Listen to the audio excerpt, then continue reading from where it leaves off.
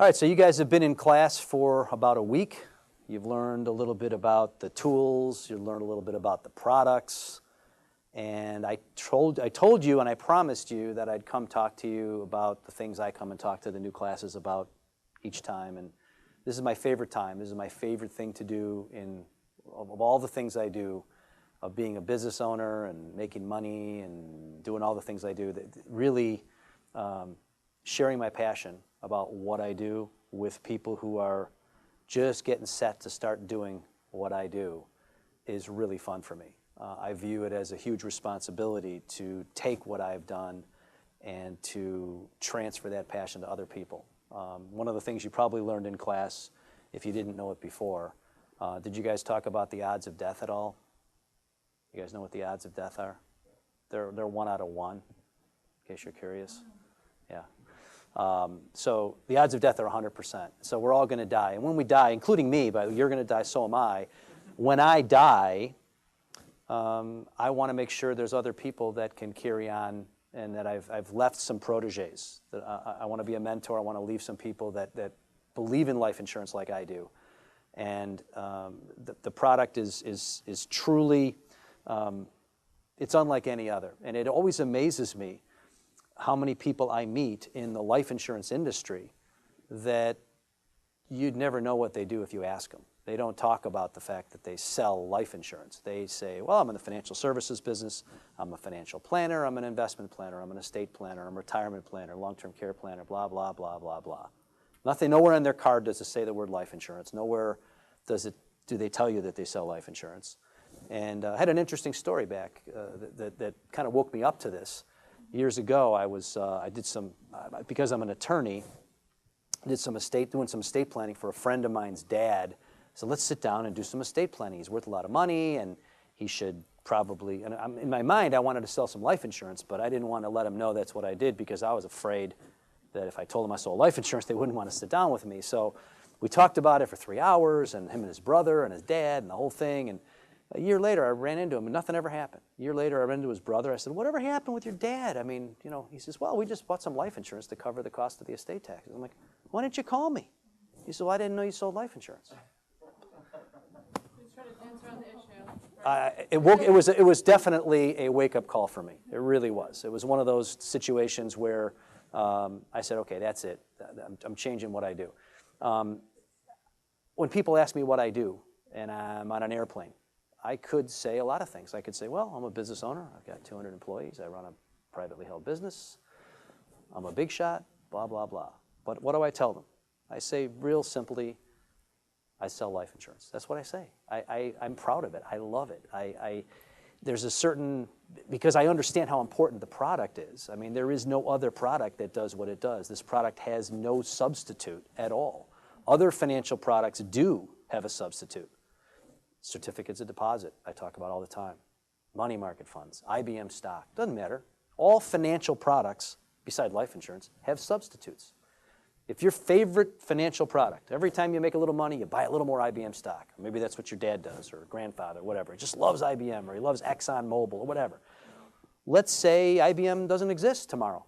They go out of business. They decide they're going private, or they just decide they go the route of U.S. Steel. Remember The Godfather 2? Michael, we're bigger than U.S. Anyway, the IBM stock no longer exists. So what are you going to do? Well, so you're going to buy some Microsoft or some Cisco. Or if CDs don't exist, what are you going to do? Well, you probably use a money market or a savings account or a bond or something else. It does the same thing. It's an instrument that you put some money in and it pays you interest. That's how it works. What else does what life insurance does? What else is close? What's a substitute? What's a reasonable substitute for life insurance? None. It doesn't exist. Don't even waste time thinking about it. There is only one product that can take pennies, and a little signature and a little ink and a little paper, and all of a sudden you've created hundreds of thousands of dollars at the exact moment it's needed most. I mean, it's an amazing product. It's the most amazing product that mankind ever invented. And if you can't get excited about it, then you need to go sell shoes or do something else, because it's an exciting product.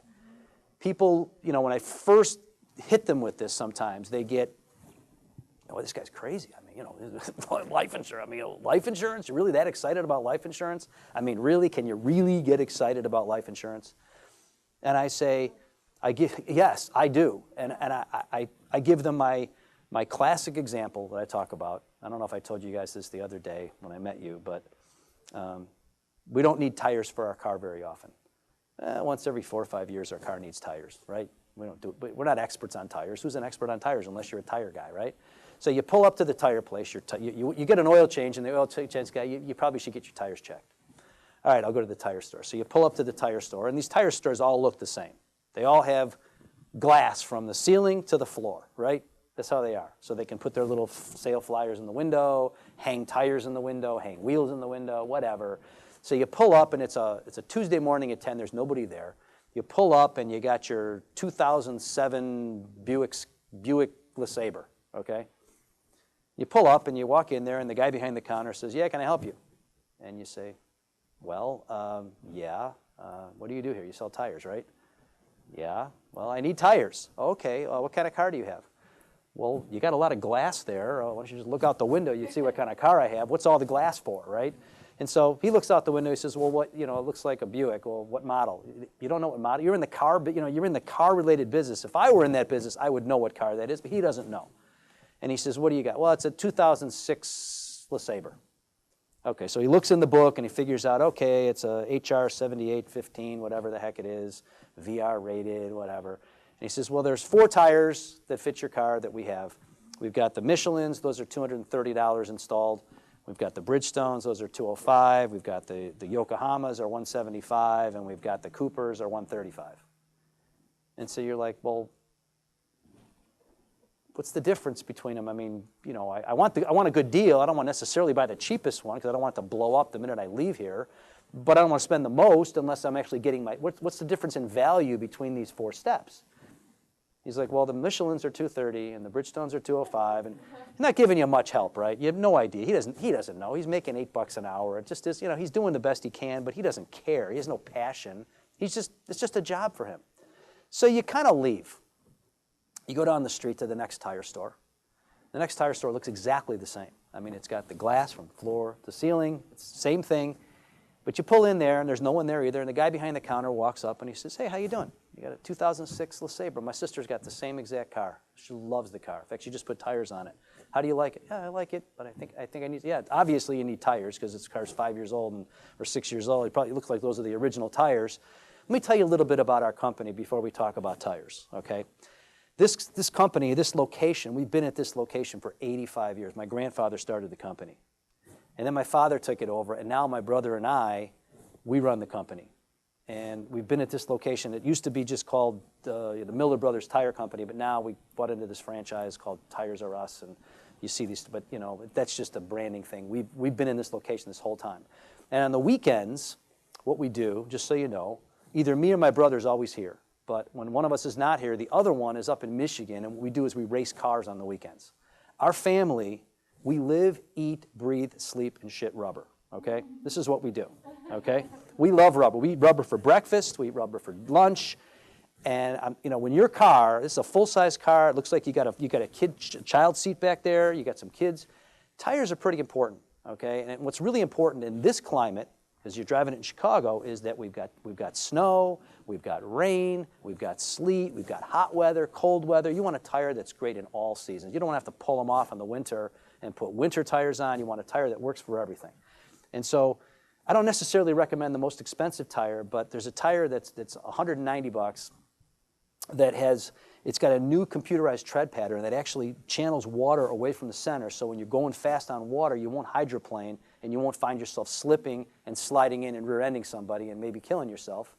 And on snow, it's amazing too because they've got these little micro cuts in the tire that actually helps grab on the ice. And so a lot of times, you find yourself when these anti-lock brakes start leaking, when they start hitting you and you're like, oh my God, I have no control. It's the worst feeling in the world. These tires do this less than any other tire. Now, they're not the cheapest tire we have. And by the way, when you buy your tires from us, we inflate the tires with nitrogen. And what that does is it's a much larger molecule than a mixture of nitrogen, oxygen, and carbon dioxide, which makes up air. And air over time leaks out of tires. That's why you have to check your pressure. They tell you to check your pressure once a week. Anybody do that? Anybody check their pressure once a week? Just you do? Well, that's amazing, but most people don't. Keeping your tires properly inflated, number one, keeps them safe. Number two, makes them last a lot longer, but most people don't do it. So the nitrogen inflation actually helps the tires remain at the constant pressure longer. We do that at no extra charge. Okay, we do it. Costco does it too. We're one of the only private, businesses that actually, the independent companies that actually uses nitrogen inflation. No extra charge. You can come here anytime. We'll check your tires. By the way, if you buy your tires from us, we also include the road hazard assistance, the road hazard protection. If you come in here, your tire's got a slow leak and you got a nail in it. If it can be fixed, we will fix it for free. All you got to do is get the car here, and we'll take care of it. And so now you're saying. Now you're saying, where are you going to buy your tires? You're going to buy your tires from the first store, or the price is the same. You're going to buy your tires from store A or store B? Store B. Why? Yeah. Because you want to buy from somebody who loves what they do. I mean, who loves tires? Does anybody love, could you imagine someone really loving tires? Tires are tires. It's a piece of rubber. But this guy loves it, and there is that guy. He exists out there. I don't know where he is. Love to meet him. If I ever find him, that's where I'm buying my tires, right? But I mean, when it comes to life insurance, people get off the phone with me. That's what they feel. They feel like, oh my God, I don't know what the hell that guy just talked about. He's talking about waiver and ratings and blah, blah, blah, and price and this company. I don't know what he just said. All I know is I want him handling my life. Whatever he tells me to do, that's what I'm going to do. And that's the feeling that they have to get from you. They have to get that passion. If you have it, you will be 3 times more successful than if you don't have it. Number 2, if you have it, your day goes faster. If you have it, it's more fun to do this job. If you're just quoting prices, if you call up and say, okay, the first thing you say to a person is, okay, what's your name, what's your date of birth, what's your age? You're like, oh, anybody can do that. Our competitors do that all day long. How are they going to distinguish us from our competitors? We need to tell them about who we are. We need to tell them about why this is so important. We need to say, look, talk about the odds of death. It's 1 out of 1. We're all going to die. And when you die, understand one thing. This conversation we're having just became the most important conversation of your life. I always pause after I say that because it makes people think, and they're like, oh my God, this person is serious. This person, and you know what? They know it's true, okay? Because when you die, we talk about face amount being the most important thing and getting into coverage. It's all important, but it tends to gravitate toward a commoditized conversation because we're talking about price and they're comparing. They just got off the phone with our competitor. They might plan on calling our competitor, or the Northwestern Mutual guy's coming over Thursday night and they want to just keep him honest. Or he just left their house last night and now they want to call us to see if they can get a better price. And it's all about this commodity thing, and it really isn't about the commodity. It's about the coverage. It's about getting people covered. And people do understand that, to give you another example, if you go out to your garage tomorrow morning and your car is missing, not there, just not there. You're like, oh my God, somebody stole my car. First call is the police, right? Call the police. Police, somebody stole my car. Oh yeah, you're the 4th one this week. They've been operating in this neighborhood. They've been stealing cars, and they're taking the cars and they're driving them right into a semi-trailer where they begin to disassemble them immediately, and they're going to be in 500 parts on their way to Brazil within 3 hours. You're never going to see your car. Happens all the time. Okay? So now is your next call. Car insurance guy, right? Hi, car insurance guy. I got to make a claim. I just called the police. I already did that part. Tell me what I need to do to get this claim taken care of. And he says, cool, let me call you back. He calls you back and he says, Bill, got a little problem. We sent you the premium notice 8 weeks ago. It was due 6 weeks ago. You didn't pay it, and then I sent you a late notice. You forgot to pay that, and then I sent you a lapse notice, and you ignored that too. He says, oh my God, I was out of town. There's a pile of mail on my kitchen. I know I'm always on time. It happens. We screw up, right? He says, well, can I send you a check now? I said, yeah, you can send me a check now, but I can't cover the stolen car. You already told me it's stolen. Sorry, you can't do that. And so now you just bought the car. The car was $24,000. You owe $22,000 on it. Okay. So now what are you going to do? You're going to buy another car. And you know what? You got 2 car payments now. It's going to be a little painful for a few years, right? It's like, I'm not going to do that again. The first thing you're going to do is say, next time I get a bill for car insurance, I'm going to pay it on time. You're never going to make that mistake again. So tell me what you do if you die with the wrong amount of life insurance. Do you get a second chance to do it right next time? You have no chance. You can't fix it. You have to get it right this time. There is no second chance to get that right. And so that's why it's so important that we get it right. We got to get the right face amount. We got to get it in force. And if you're calling me now, you're calling and you're engaging in a conversation with a total stranger about life insurance. It's not what people do. By the time you do that, you need the stuff, and you need it bad. You need it now. We got to take care of it on this phone call. We're not going to do it next week. We're not going to do it the week after. We're going to get started now. It's going to take a minimum of a couple weeks, and it's probably going to take 4 to 6 weeks before it's all done. By the time we get you examined, get you approved, get you in force, it's really, really critical because, again, we don't know who we're talking to that's going to die tomorrow. We have people who die during the underwriting process. It's tragic, but it happens. And when that happens, it's critical that we did everything we could to make sure that the coverage was actually in force on a temporary basis, which we have the ability to do in most cases. Call it binding, if you will. We'd like to bind. We'd like to get whatever money commitment is necessary to get the carrier on the hook while they're looking at you. May not seem important. Everybody always says, well, I'm not planning on dying anytime soon. If I had a nickel every time someone told me that, I'd be a rich man. They all say that, but then why are we talking at all? I mean, we all know we're going to die. And so that's phase one. I mean, that's the basic passion for the product. We have to understand, again, that has nothing to do with any particular product, whether it's 20-year, 30-year, ROP, universal life, whole life, whatever it is. No specific product. It's just about the protection. It's about getting people protected. This is what we do. This is what we're about. If you can't catch that, if you don't get that, if you don't feel that passion, maybe it'll happen to you. I mean, it didn't happen to me for 8 years. It took me 8 years to figure it out because I had no one like me talking to me. I had a bunch of dregs at a big mutual insurance company that were trainers that couldn't sell. They were the ones they put in a room to train me, you know, and if they could sell, they'd be selling because the trainers didn't make as much as sales guys made. And so I just didn't, you know, my dad was just okay at it. He was a life insurance agent, and, you know, he had the unfortunate experience to have his father die when he was 5 years old in a fire, so he never really knew his father. I never knew my grandfather. And maybe fate is what got him into this business. I don't know.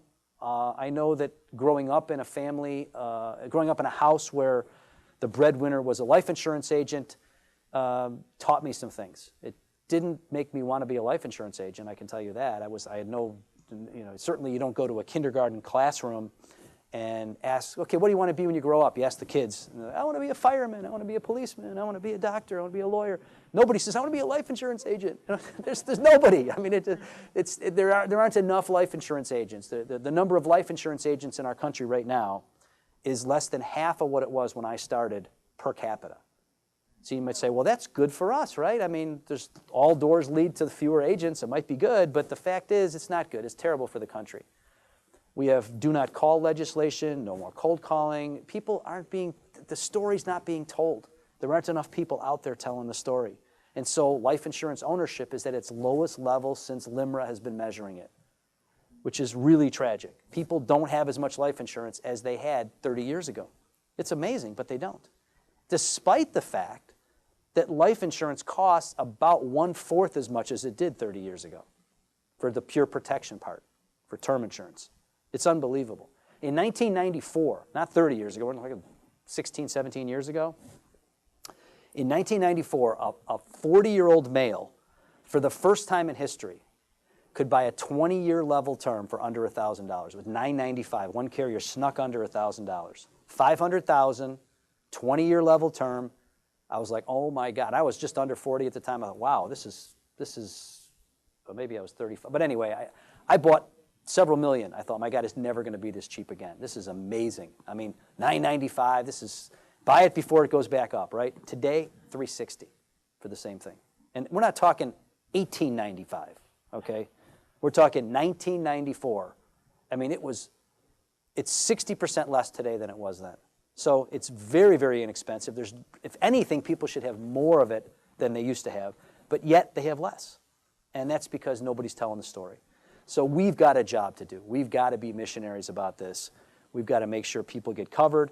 And frankly, there's a number of benefits to that. Number one, the more people you help, the better you feel and the better you sleep. I mean, if people are talking to you, the last thing I want to ever see happen is for me to be talking to someone and for them to give me some cockamamie objection and I don't know how to answer it, and now I let them off the hook, they don't buy coverage, and then they die. And I say to myself, boy, if I was better at what I do, is there anything I could have said that would have gotten them to apply and get coverage in force? And if I say to myself, yeah, if I were better, if I were as good as Ben Feldman, who was the greatest life insurance salesman that ever walked the face of the earth, if I was as good as him, he would have sold that case. I don't want to have that feeling. So I don't know if you guys have heard the story about the two lumberjacks. I don't know if he tells that in training or not, but it's an interesting little story. You got these two lumberjacks, and they're having a contest, who can cut down the most wood. There's a referee, and there's a log cabin in the middle of the woods, and he explains the rules. He says, we're going to cut wood. From 9 o'clock it starts, and it ends at 5. You guys can chop as much wood as you can. At the end of the day, we'll keep track, and we'll see who cut down the most trees, right? So Lumberjack A and Lumberjack B are just chomping at the bit to go. They're on the finish line. Lumberjack A over here, Lumberjack B over here with his axe, and the referee blows the whistle. He says, okay, go, and they both go, and they start chopping and chopping and chopping. This is 9 o'clock. By 10:30, Lumberjack A is just chopping away. Lumberjack B, he moseys on back to the cabin. He goes inside the cabin for a half hour. He comes back out at about 11. He starts chopping again. Lumberjack A is just going hard all day. It never stops, right? And about 12:30, Lumberjack B moseys on back to the cabin again. Another half hour break, whatever. Goes back out, chops again. By the end of the day, they do the same thing every hour and a half. Lumberjack B is going into the cabin.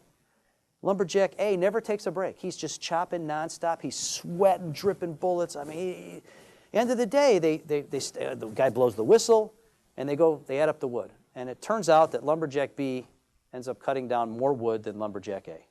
Lumberjack A is absolutely flabbergasted. He can't figure this out. He's so confused. I don't understand this. I thought I was winning for sure. I mean, we're chopping at the same cadence, and I'm going, and you're taking these breaks. You took 4 breaks. What the hell were you doing in the cabin? What do you think the guy was doing in the cabin? Telling his friends to come over and chop wood for him. Good guess. Nice try. He says, no, I was sharpening my axe. Right? So we have an opportunity. We have opportunities in our industry to sharpen our axe. How do we sharpen our axe? Well, we listen to people who are better at this than us. If there's someone who is 2 cubicles down from you who's making twice as much money as you, you might want to listen to what they're doing. You might want to say, geez, what are they saying that's working? Boy, that sounds good. I can learn how to say that. I wasn't born with this. I wasn't born out of my mother's womb knowing what to say to get people to buy life insurance. I became good at this by listening to others, by reading everything I could get my hands on, subscribe to life insurance selling, subscribe to Broker World. You know, these are industry trade publications that have given me all kinds of power phrases and life insurance power language that causes people to understand this and to get it. And by the way, it's no more work to do this well. It's not any more work to sell twice as much. You're here 8 hours, you sell 10 cases, it's not any harder than selling 5 cases. Talking to people and having them say no is not easier than getting them to say yes. It's actually, your day goes faster when they say yes. You feel better when they say yes. You walk out of here, you're about 10 pounds lighter as you're walking across the floor when you've had a good day than when you've had a bad day. Bad day, you're like, oh, your shoulders, And so there's people here, like Barb Sachs, who's been here for 15 years or so. I don't think she's ever been shut out once, ever, in a single day. She never goes to work and doesn't sell something. I mean, I think that's amazing.